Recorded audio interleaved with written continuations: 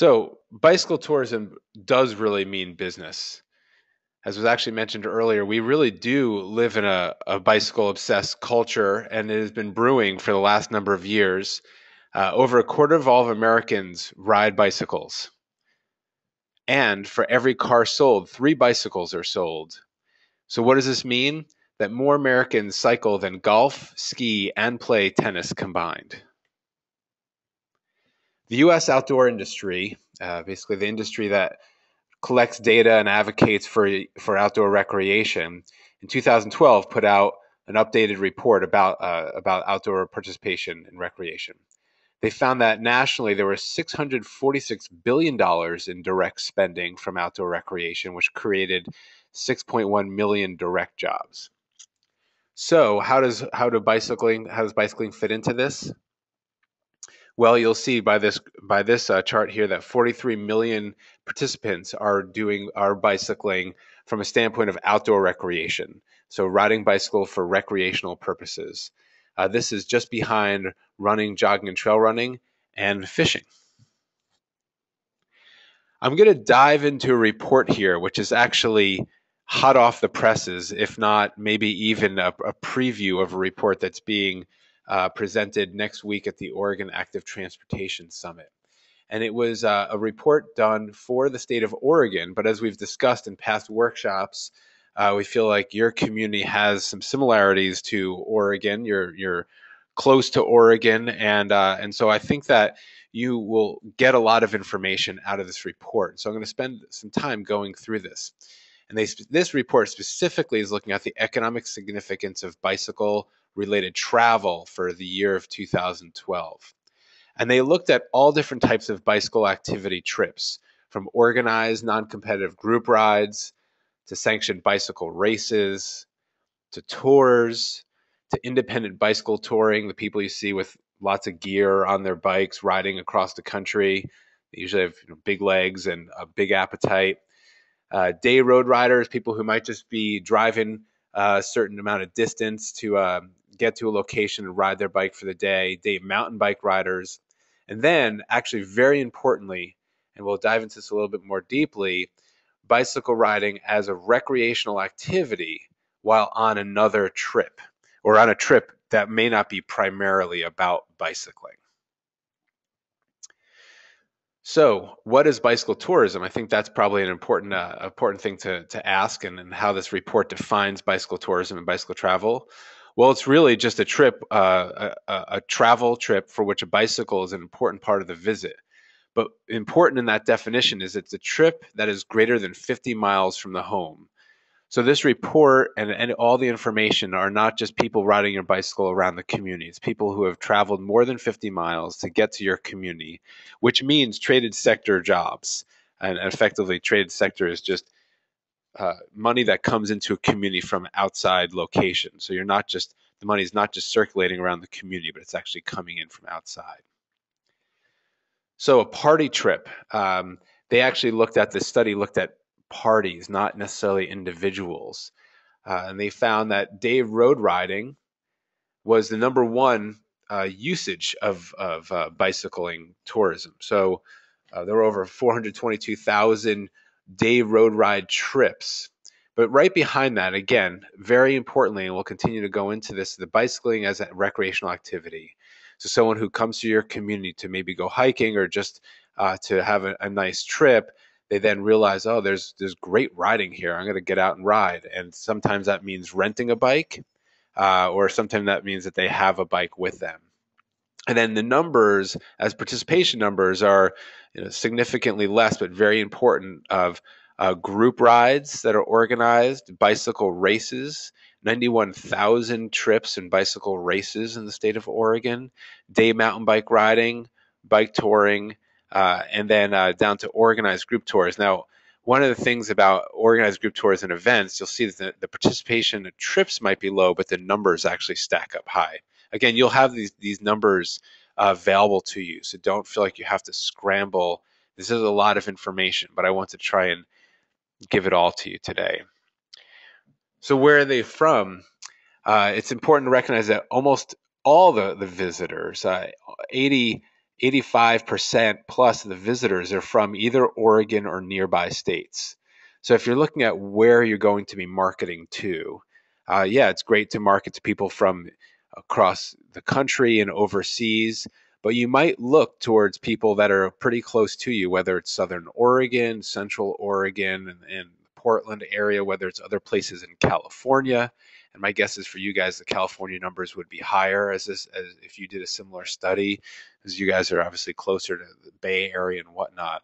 So you're looking at potentially targeting your market to relatively nearby consumers. Okay, here's a chart with lots of numbers, but the bottom line for this, average trip expenditures, overnight trips versus day trips. $744 million generated in overnight trips. $116 million generated. I'm sorry, this is the average trip cost. That the let me restate that. An average trip cost for someone who is on an overnight trip is $744 versus the average trip for a day tripper. And this is again for a party, as you'll see the bottom. It's adults and children. For overnight trip is approximately 3.4 people, and day trips approximately 2.7 people. So ideally, you would be attracting people to not just come for the day, but to come and spend the night. And they're staying in a lodging accommodation. They're paying that. They're consuming more meals, and they're more likely to go shopping. So you'll see that the actual cost per trip for an organized group tour really tops the bill there. But once again, coming in at second is the recreational activity. So that's once again that's the party that may not be coming only for cycling, very important. But then sanctioned bicycle race. So we talked about bicycle race and group tour were at the bottom of the participation list before. They're actually at the top of the spending. So there's some kind of mixed information there, but the bottom line is that overnight trips generate about 3 times more the impact than a day trip. And for Oregon, which had a total of $400 million plus on any year, or in 2012, I'm sorry, for bicycle tourism, that was a lot of money, $310 million for the state.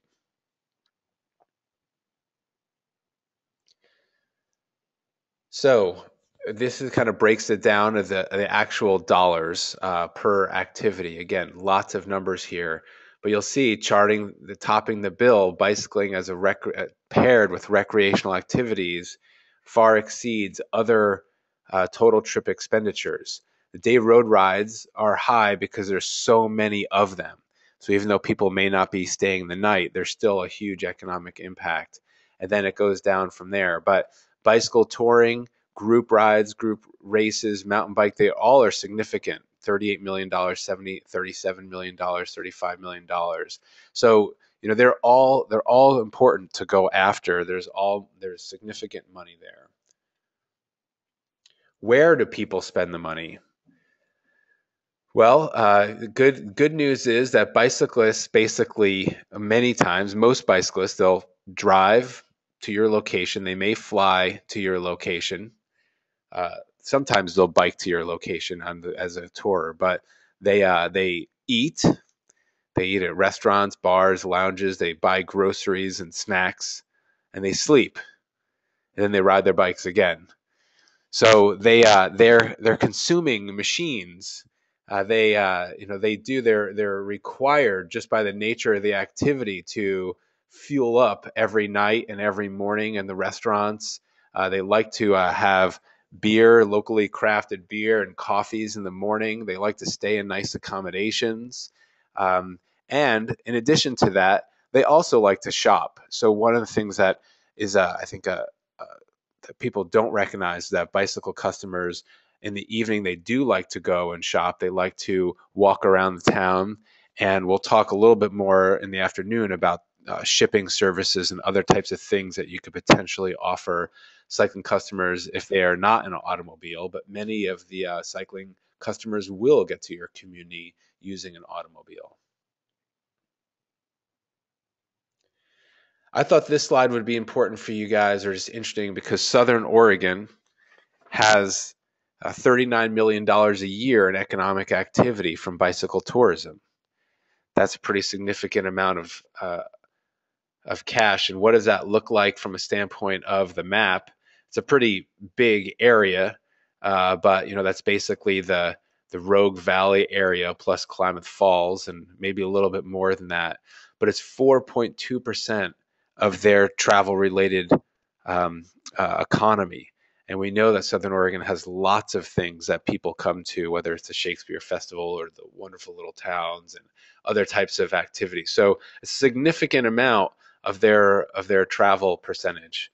You will. It's interesting in this map that Central Oregon has 11.6% of their economy for bicycle tourism. It really is a mecca there. And one of the things that you'll find in Oregon starting to happen is that people are trying to attract people who might be visiting Central Oregon to say, well, come and ride in Southern Oregon. So there are some cross promotional activities just looking at this as well, of places if you're considering trying to reach out where you might market. You might even try and market to some of the travelers who are, say, going to Central Oregon or Southern Oregon. Who are they? Another important question.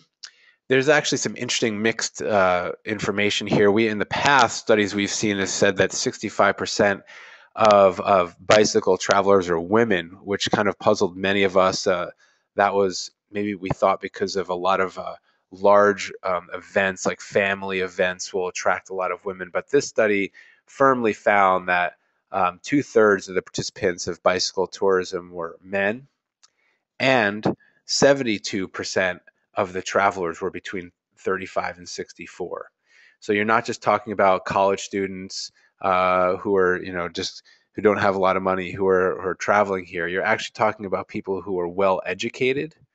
You're talking about people who have a high household income. In fact, almost 10% of this market had over $200,000 household income.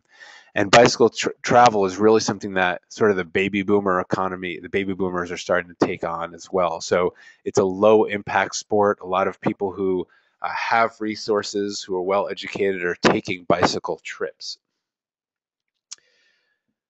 Related to what we discussed earlier, that they really appreciate and participate in other activities.